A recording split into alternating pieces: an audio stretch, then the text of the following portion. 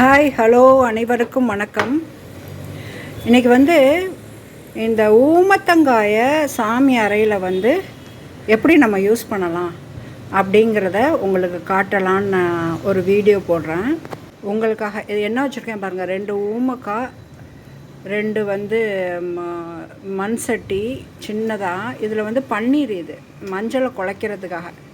இது பச்சை கற்பூரம், இது அஷ்டகந்த பேஸ்ட், இது மஞ்சள், குங்குமம், திருநீர். இப்போ இந்த பன்னீரை விட்டு நான் ஒரு கையில் ஃபோனை பிடிச்சிக்கிட்டே ரெக்கார்ட் பண்ணுறேன். இந்த பன்னீரை விட்டு இந்த மஞ்சளை குழைச்சிக்கணும்.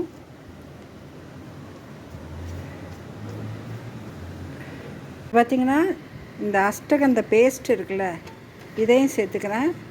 அதே மாதிரி இந்த பச்சை கற்பூரத்தை நுணுக்கி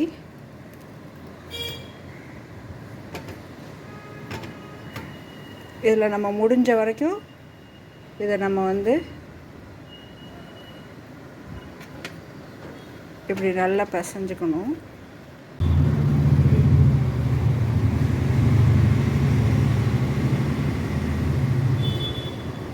இந்த அத்தரை கொஞ்சோண்டு சேர்த்துக்கிட்டு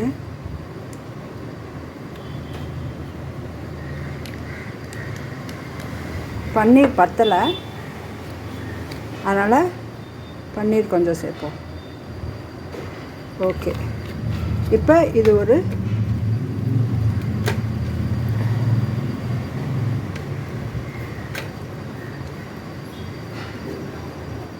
பேஸ்ட் மாதிரி பண்ணிவிட்டு நம்ம இதை ஃபுல்லாக அப்ளை பண்ணிடணும். எதுக்கு இந்த மாதிரி அப்ளை பண்ணணும் அப்படின்னா, இருக்க ஊமத்தங்காயிலேருந்து ஒரு வாடை கசப்பு வரும். அது எதுக்கு ஊமத்தங்காய் வைக்கிறோம் அப்படின்னா, நம்ம இப்போ கும்பம் வச்சுருக்கோம், நிரந்தர கலசம் வச்சுருக்கோன்னு வச்சுக்கோங்களேன். அதில் கடவுள் அமரும் போதெல்லாம் கூடவே அவங்களோட வகைராக்கள்னு சொல்லுவாங்க, அவங்களோட அசிஸ்டண்ட்டு அந்த மாதிரி பேசிக்கிட்டே இருப்பாங்களாம். இப்போ நம்ம வேண்டிக்கிறது கடவுள் காதில் உழணும்ல. இப்போ இது நீங்கள் வெறும் ஃபோட்டோ அந்த மாதிரி வச்சு வழிபடும் போதெல்லாம் ஊமத்தங்காய் வைக்கணும்னு அவசியம் கிடையாது. ஆனால் கலசம் வச்சுருக்கோம், சிலை வச்சுருக்கோம், அதில் அப்படி நம்ம ஆவாகனம் பண்ணியிருக்கோம் அப்படின்னா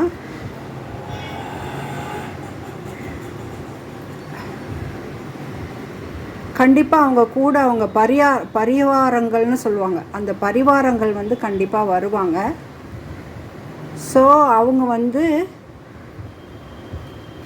இந்த ஊமத்தங்காய்க்கு பேச மாட்டாங்களா, இல்லை ஊமத்தங்காயை சிவரூபமாகவோ இல்லை சக்தி ரூபமாகவோ நினச்சி அவங்கக்கிட்ட பேசிகிட்டு இருப்பாங்களா அப்படிங்கிறது தான் இது சொல்கிறது. கண்டிப்பாக இந்த ஊமத்தங்காயை எக்காரணம் கொண்டு கட் பண்ணக்கூடாது. ஏன் அப்படின்னா, ஊமத்தங்காய்ங்கிறது வாராகிக்கு சமம், வாராகம். அது வாராகத்தை பலி கொடுக்குறதா நினச்சி ஊமத்தங்காயை சில பேர் அமாவாசைக்கு பூஜைக்கெல்லாம் வெட்டுவாங்க. அது வாராகத்தோட பலி. அது நான் ஒரு தாந்திரிகர் மாந்திரிகர், நான் வாராகி எடுத்து தான் பண்ணுறதுனால நான் அம்மாவை நறுக்கிறது கிடையாது, அம்மாவை பலி கொடுக்கறதும் கிடையாது.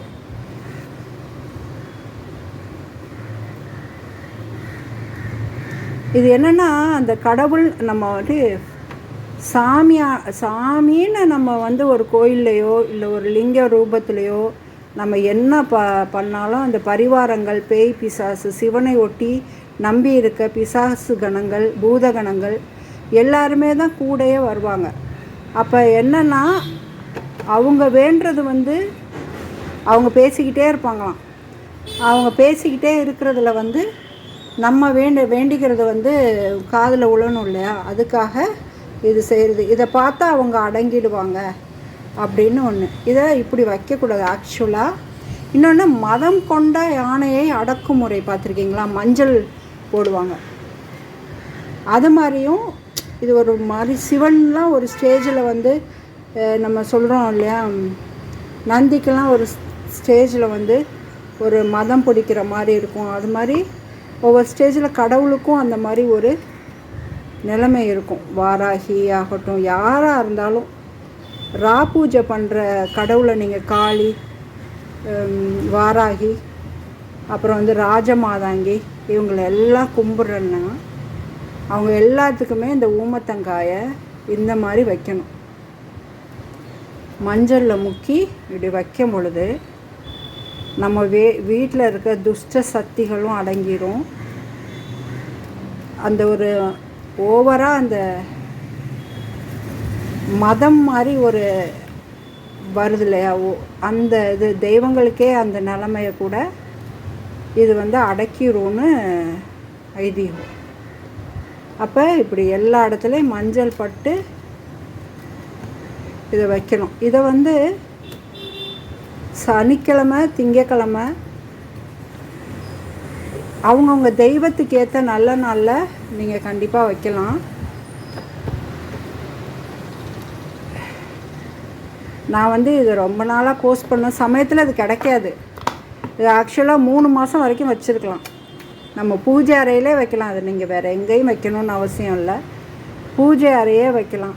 இந்த பூஜை அறையில் எங்கள் மாமியார் திட்டுவாங்க, அவங்க ஒத்துக்க மாட்டாங்க அப்படின்னா நீங்கள் வேறு ஏதாச்சும் ஒரு ஸ்லாபில் அந்த மாதிரி வைக்கலாம். இல்லை பூஜை அறையில் வந்து எங்களை சுற்றி வரக்கூடிய நெகட்டிவ் கம்மி பண்ணும். அது மாதிரி வீட்டில் பேய் பிசாசு, ஏவல் பில்லி, சூனியம், கண் திருஷ்டி, இது என்ன நீங்கள் பண்ணாலும் அது எல்லாமே போகும். குங்குமம் வந்து கொஞ்சமாக வச்சா போதும்.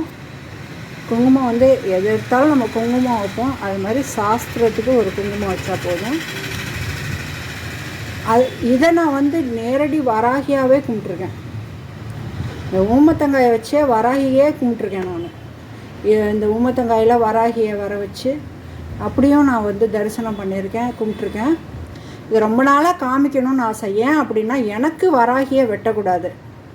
அதனால் வாராகி கும்பிட்றவங்க முதல்ல ஊமத்தங்காயை நறுக்கி விளக்கு போடுறத விட்டுடுங்க, தேவையில்லை. மற்றவங்க யோசிங்க. தேங்க்யூ.